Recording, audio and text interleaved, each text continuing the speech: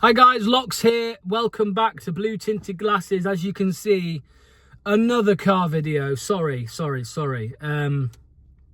Look, this is a weird one. And for those of you that know, have been watching the channel a long time and know my thoughts on the board, how the club is ran historically, you'll know that this is out of my comfort zone, what I'm about to do and say. So prepare yourselves, put your seatbelts on, and let's go straight into it. I think the club is changing for the better. Now, there's been no sackings of Susan Whelan, of John Rudkin, of no stepping down of top, none of that we've been calling for. But of course, as we all know, that people in the world, they deserve to redeem themselves, and it's up to the powers that be that determine how many chances that you get to redeem yourself. Of course, me personally, I give people 2 chances to sort themselves out. And just in life, for example, if someone's angered me or pissed me off 1 or 2 times, strike, you're out. And the club have not operated in that manner. They've just sat around basically and just crossed their fingers and hoped that the people running the club sort themselves out and we improve behind the scenes. I hate to say it to the people that are really anti-board and anti-KP and all that, because I'm still anti-KP, I'm still anti-top, right? I still think the club would be in better hands if top left. However, I think the feeling around the club has changed, and is changing. I think there's certain decisions that are being made, actively being made by the club, that are actually making the club something that fans can be proud of again. Now, when you win a few games and you're in the league below and stuff like that, it's easy to get excited. It's easy to be positive, and of course, a part of that it'll be playing a little part. But let's not forget, we haven't won every game. Our start to the season hasn't been as good as it was under Enzo Maresca. The performances have been, quite frankly, disappointing in all of the games, I would say, this season. Maybe bar the Birmingham game, but that wasn't a perfect performance. But I'm not even talking about on the pitch stuff here. So I want to very briefly start with the window, because we've already spoken a lot about this. I think the club had a plan. It felt like a long time there was no plan.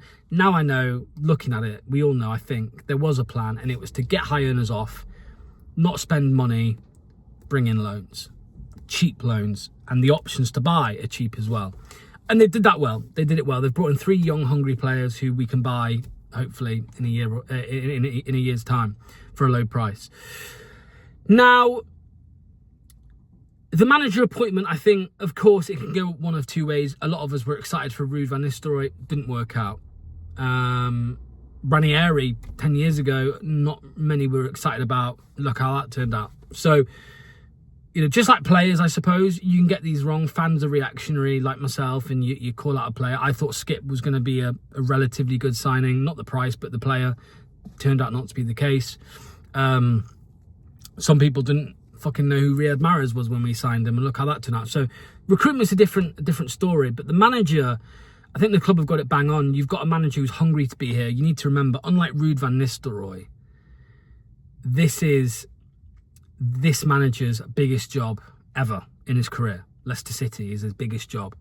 And still, according to reports, he paid it out of his own pocket to be here.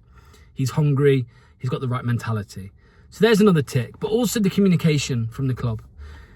I know the social media team and the admin team for quite some time have got a lot of stick, but we've all known, right, that they can only tell us and show us what the club authorise. And I feel like the club are authorising a lot more these days, this season. You look at the interview, by the way, with Ricardo Pereira the other day, the behind-the-scenes stuff and walking his dog and stuff like that. Excellent. I recommend you go and watch it. Brilliant video. Dan Bates, again, he asked some sensitive questions, right, about the scars of last season and the anger from the fans and and stuff like that. And I'm sure Dan Bates would always want to ask those questions, but maybe sometimes it's not allowed. And on that, you know, we're talking about things that are and aren't allowed maybe by the club. And you look at the interview from Marty Cifuentes with BBC Radio Leicester. The last time a Leicester City manager went and sat down in the Radio Leicester studios with the hosts was 2011, and that was Nigel Pearson. And even then, the club could have embargoed certain topics, but they didn't, as far as we're aware, because Owen and Pipes still asked about the disappointment or the anger towards the board and the club, the hierarchy. He asked about recruitment failings. He asked about maybe the negativity of some players and behaviours. None of this was embargoed, which again I think is a very positive sign, because it would have been very easy for them to say, the club, to say to Radio Leicester, yep, you can have Marty for an hour, but you can't talk about this or this. Radio Leicester still would have done it. They still would have taken it. Of course they would, because it's the manager of Leicester City. They would have taken it. And the fact that the club didn't embargo those points is commendable, I think. Not commendable, it's what they should be doing, right? But you know what I'm trying to say. I think in the past they would have embargoed that stuff. So, and also finally, it feels from what I'm seeing that the club are opening themselves up more to supporter groups. The Foxes Trust results at the end of last season were horrific, truly awful, and the club now seem to be following the FAB and the Fan Advisory Board and the FFC or whatever it's called, the engagement plan, fan engagement plan, whatever it is, right? They seem to be opening themselves up to supporter groups more. I'm seeing they put out that they're taking on more supporter groups from what I've seen as well. So that's brilliant. So yeah, look, you can disagree with me. I disagreed with Kate and Manny and everybody else for so long about what I thought was best for the club. I thought it was best to get rid of some of these people, and I still think maybe that is the case, but I just feel as if the tide is turning. The right decisions are starting to be made. We heard from, I think, Colomos or Tanner last season, or Percy, one of the three, that maybe Martin Glover was going to take more of a prominent role in recruitment. There just seems to be some smarter decisions being made that are going to please the fans.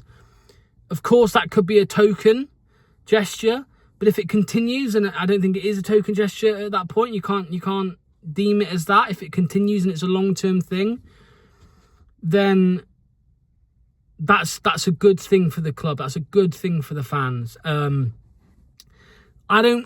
People accuse me of wanting to be negative. I never want to be negative about the club, but it's just sometimes it's impossible to be positive.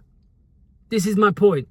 Sometimes it's impossible to be positive, so then all you're left with is negativity, and it's very easy for the club to do all of this stuff now when we're fourth in the league. Let's see what happens. Let's see what happens if we lose 2 or 3 games, or let's see what happens if we get promoted and we're bottom of the league. Let's see if the approach from the club changes. But right now, I'm happy. I'm proud of the club again, if that makes sense. And I'm really interested to hear your guys' thoughts. So please let me know in the comments of the video. Get down below. Let me know what you think. Whether you resonate with anything I've said resonates with you. Whether you agree with any of it. Whether you're still negative completely. Whether you're a bit positive. Let me know. Happy Clapper Locks is here. No, I'm joking. As I drink my mug bought from the club shop. Anyway, that's pretty much it. Big shout out to you all. Thank you for supporting the channel continuously. Make sure to hit the like button. Make sure to hit subscribe. I'm on a mad one at the moment. I've been going gym, as you know, for the last 2 months, and I've lost 2 stone officially today. I'm ready for my holiday in 10 days, off to Turkey for 10 days.